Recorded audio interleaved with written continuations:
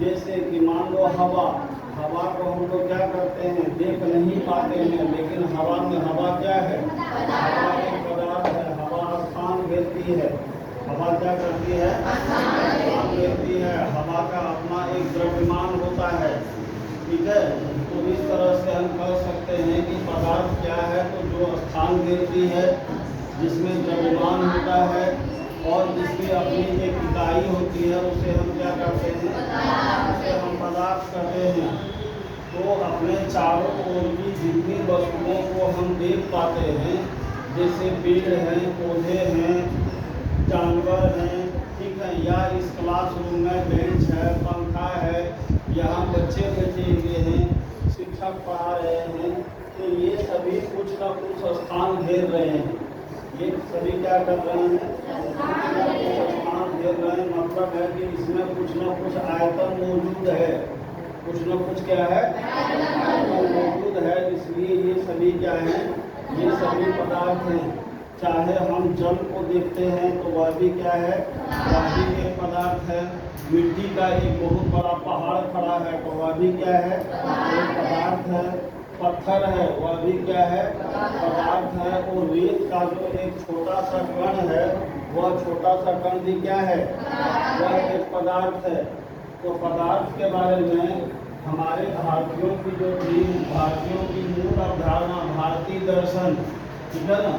तो ये जो भारतीय दर्शन है, भारतीय दर्शन के अनुसार क्या था, भारतीय दर्शन के अनुसार कहा गया है कि पदार्थ जो है ये क्या है, तो 5 एलिमेंट्स ऑफ लाइफ, 5 तरह के पदार्थ मिलकर के जीवन का निर्माण करते हैं। यानी इस संसार में जो कुछ भी हम देख रहे हैं वो इन्हीं 5 पदार्थों से मिलकर के बना हुआ है, ठीक है। अगर हम लोग तुलसीदास जी की बात करें, जैसा कि मैंने पहले भी बताया था, तो उन्होंने क्या कहा था कि क्षिति जल पावक गगन समीरा, अपंच तत्व रचित अधम समीरा, ठीक है। तो क्षिति जल पावक गगन और समीर यानी हवा, ये 5 तत्वों से सारा का सारा ब्रह्मांड जो है वो बना हुआ है और उसी से हमारा ये शरीर भी बनता है। तो जो प्राचीन भारतीय दर्शन है उसके अनुसार ये 5 तत्व कौन है, 5 एलिमेंट्स ऑफ लाइफ, जीवन के 5 तत्व ये हैं। एयर है यानी हवा है, अर्थ है यानी कि पृथ्वी है, फायर है यानी आग है, वाटर जल है, स्काई क्या है, आसमान है। तो ये सभी मिल करके क्या करते हैं, ये 5 तत्व हैं जो पदार्थों का निर्माण करते हैं, जो क्या करते हैं, पदार्थ का निर्माण करते हैं। इसके बाद क्या हुआ कि लेटर ऑन, ठीक है, लेटर ऑन ग्रीक फिलोसफी, ठीक है, ये बताए थे कि later on Greek philosophy support, बाद में जो ग्रीक दर्शन आया, ग्रीक विचारधारा आया, तो ग्रीक के दार्शनिकों ने भी भारतीय दर्शन का क्या किया, सपोर्ट किया, उससे सहमति व्यक्त किया और कहा कि पदार्थ जो हैं ये क्या हैं, यही मतलब 5 तत्व होते हैं जिससे पदार्थ बनता है और इसी 5 तत्व से इस सारे संसार की रचना होती है, ठीक है। अब है क्या कि पदार्थ जो है, पदार्थ के बारे में प्राचीन अवधारणा क्या थी कि मैटर इज कंटिन्यूअस। अगर एंशिएंट कॉन्सेप्ट की हम लोग बात करें, ठीक है, एंशिएंट कॉन्सेप्ट, ठीक है, यानी प्राचीन अवधारणा। प्राचीन अवधारणा क्या है, तो प्राचीन अवधारणा है कि मैटर इज कंटिन्यूअस। क्या है, मैटर इज कंटिन्यूअस। कहने का मतलब यह है कि पदार्थ कैसा होता है, पदार्थ सतत होता है, ठीक है, पदार्थ कैसा होता है, तो पदार्थ सतत होता है। प्राचीन अवधारणा यह थी कि अगर एक लकड़ी का गुड्डा है और वह 1 मीटर लंबा है, तो प्राचीन अवधारणा यह थी कि ए से लेकर के बी तक यानी पूरे 1 मीटर की लंबाई तक वह एक ही चीज है। वह क्या है, वह एक ही चीज है, इसमें किसी भी तरह का और दूसरा चीज मिला हुआ नहीं है। तो सतत होने का मतलब ये है कि उस समय कण की अवधारणा नहीं थी, उस समय क्या थी, कण की अवधारणा नहीं थी, इकाई की अवधारणा नहीं थी, जिससे यह समझा जा सके कि पदार्थ जो है वो किनसे मिलकर के बना हुआ है। तो पदार्थ अत्यंत छोटे छोटे सूक्ष्म कणों से मिलकर के बना है। ठीक है। बाद में क्या हुआ कि बाद में मॉडर्न कंसेप्ट आया। ठीक है, मॉडर्न कंसेप्ट यानी नया कंसेप्ट आया, नए विचारधारा का जन्म हुआ। और इन्होंने क्या कहा कि मैटर इज कंपोज्ड ऑफ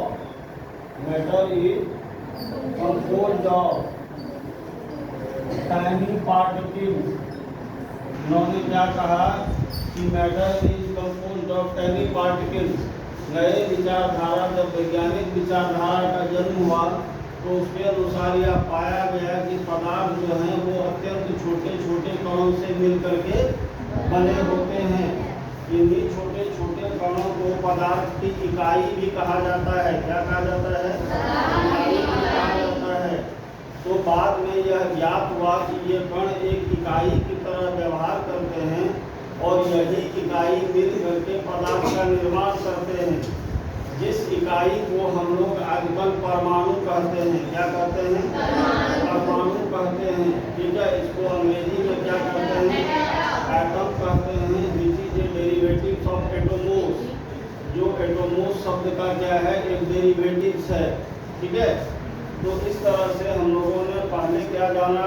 पहले हम लोगों ने जाना कि पदार्थ क्या है, तो जो स्थान ग्रहण करता हो, स्थान घेरता हो, जिसमें द्रव्यमान होता हो और जिसकी अपनी एक इकाई होती हो।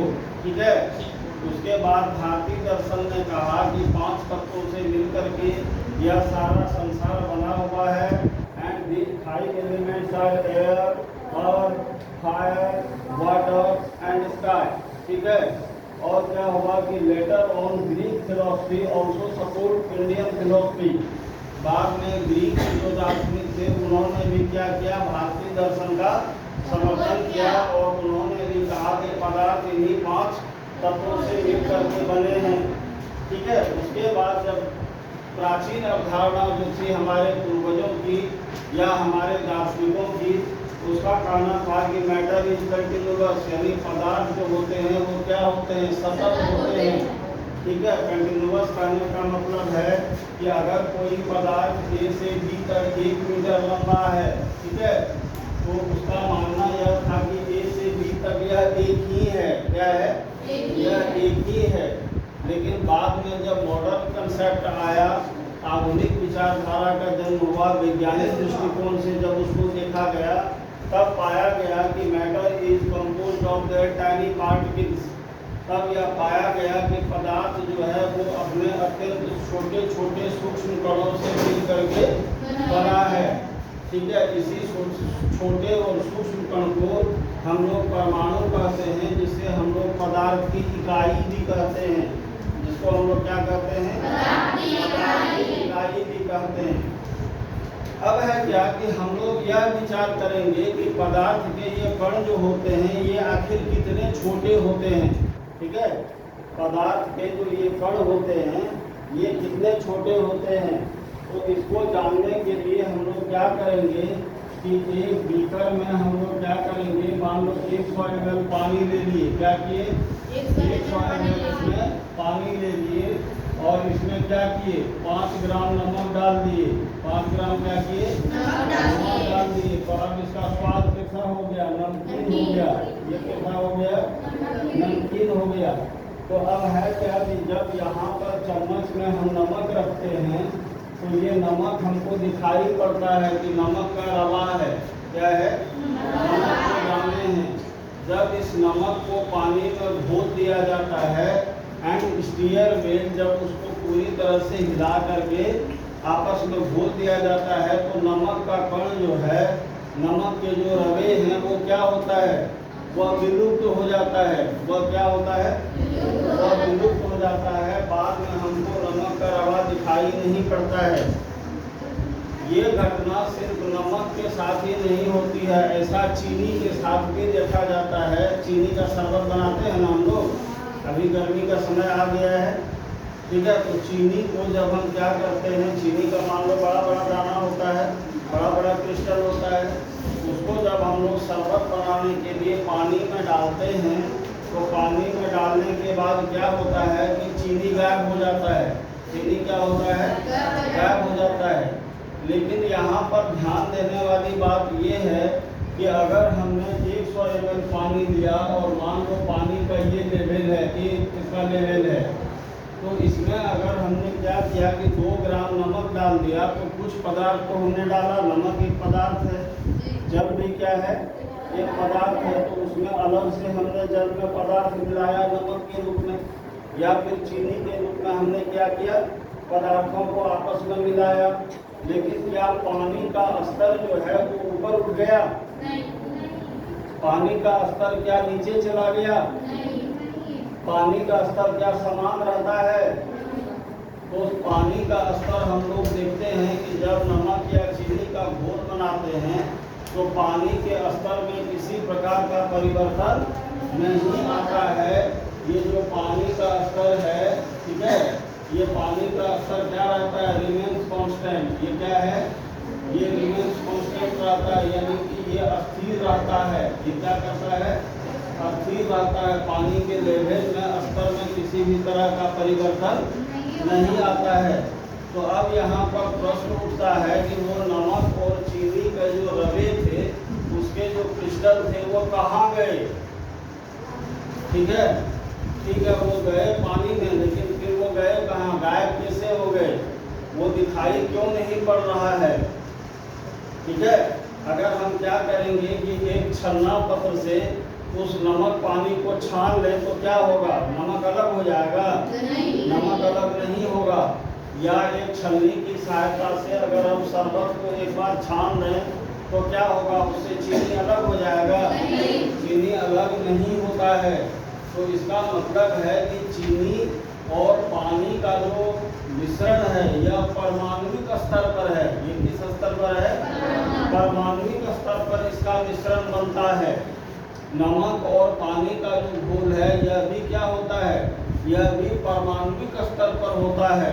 यानी solubility of salt and sugar takes place at atomic level in the solution। उस जलीय विलयन में पानी और नमक की जो घुलनशीलता है वह किस स्तर पर है? परमाणुविक स्तर पर है। बाद में अगर इसको हाई रेजोल्यूशन माइक्रोस्कोप से देखा जाए तो तुमको वो नमक या चीनी का कण क्या होगा? दिखाई पड़ेगा। ठीक है, असल में होता क्या है कि ये जो पानी होते हैं, मान लो कि ये पानी का क्या है? अणु है। पानी का क्या है? अणु है। पानी का मॉलिक्यूलर फार्मूला क्या है जी? हाँ, पानी का मॉलिक्यूलर फार्मूला है H2O, यानी 2 परमाणु हाइड्रोजन के और 1 परमाणु ऑक्सीजन के मिल करके क्या करता है? जल के एक अणु का निर्माण करता है। तो ये मान लो कि ये जो गोल गोल यहाँ पर दिखा रहे हैं, ये मान लेते हैं कि ये जल का अणु है। ये क्या है? जल का अणु है। वही को जल का अणु है। अब क्या होगा कि ये जो जल के अणु हैं, इस जल के अणु में हम क्या देखते हैं कि बीच में खाली जगह है।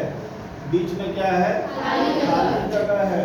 तो असल में हमने जो नमक और चीनी को डाला था तो क्या होगा कि the particles of salt and sugar are settled down in the middle space of water molecule। ठीक है, नमक और चीनी के जो कण हैं वो घुलने के बाद क्या होते हैं? तो पानी के जो अणु हैं, क्या हैं?